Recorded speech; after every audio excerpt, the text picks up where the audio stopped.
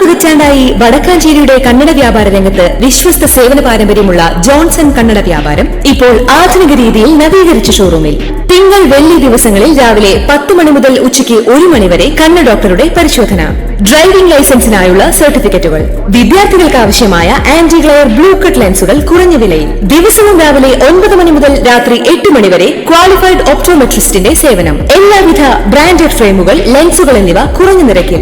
Johnson Kannada വ്യാപാരം, John's tower, divine ആശുപത്രിക്ക് എതിർവശം, Vadakkanchery. Phone 94963474. പ്രതിപക്ഷ നേതാവിനെതിരായ അഴിമതി ആരോപണം പിൻവലിച്ച് ക്ഷമ ചോദിച്ച് PV അൻവർ.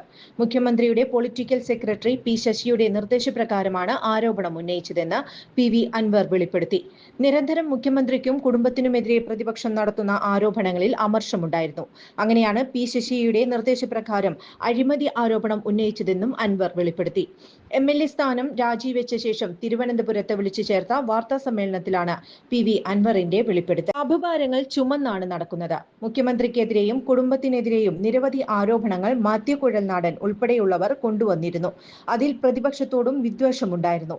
ഈ ഘട്ടത്തിൽ മുഖ്യമന്ത്രിയുടെ പൊളിറ്റിക്കൽ സെക്രട്ടറി P ശശിയാണ് സതീശനെതിരെ ആരോപണം ഉന്നയിക്കാൻ പറയുന്നത്. 150 കോടിയുടെ അഴിമതി സതീശൻ നടത്തിയെന്ന് MLA സഭയിൽ ഉന്നയിക്കണമെന്ന് പറഞ്ഞു. എനിക്കും ആവേശം വന്നു. പിതാവിനെ പോലെ സ്നേഹിച്ച വ്യക്തിയെ ആക്രമിക്കുന്നതിൽ എനിക്ക് അമർഷമുണ്ടായിരുന്നു. അങ്ങനെയാണ് VD സതീശനെതിരെ ആരോപണം ഉന്നയിക്കുന്നത്. സ്പീക്കറുടെ അനുമതിയോടെയാണ് ഉന്നയിക്കുന്നത്, PV അൻവർ പറഞ്ഞു. P ശശി അന്നു മുതൽ തന്നെ ലോക്ക് ചെയ്യാൻ ശ്രമം തുടങ്ങിയിരുന്നുവെന്നും പ്രതിപക്ഷ നേതാവിനുണ്ടായ മാനഹാനിക്ക് കേരളത്തിലെ ജനതയോട് ആത്മാർത്ഥമായി മാപ്പ് ചോദിക്കുന്നുവെന്നും അൻവർ പറഞ്ഞു. പ്രതിപക്ഷ നേതാവ് മാപ്പ് സ്വീകരിക്കണമെന്നും അൻവർ അഭ്യർത്ഥിച്ചു. കേരയിൽ പദ്ധതി അട്ടിമറിക്കാൻ പ്രതിപക്ഷ നേതാവ് VD സതീശനും KC വേണുഗോപാലും മറ്റ് സംസ്ഥാനങ്ങളിലെ IT ലോബിയിൽ നിന്ന് 150 കോടി കൈപ്പറ്റിയെന്നായിരുന്നു നിയമസഭയിൽ PV അൻവർ ഉന്നയിച്ചത്. 2021 ഫെബ്രുവരി മാർച്ച് മാസങ്ങളിൽ 150 കോടി രൂപ കൈക്കൂലിയായി സതീശന്റെ കയ്യിലെത്തി.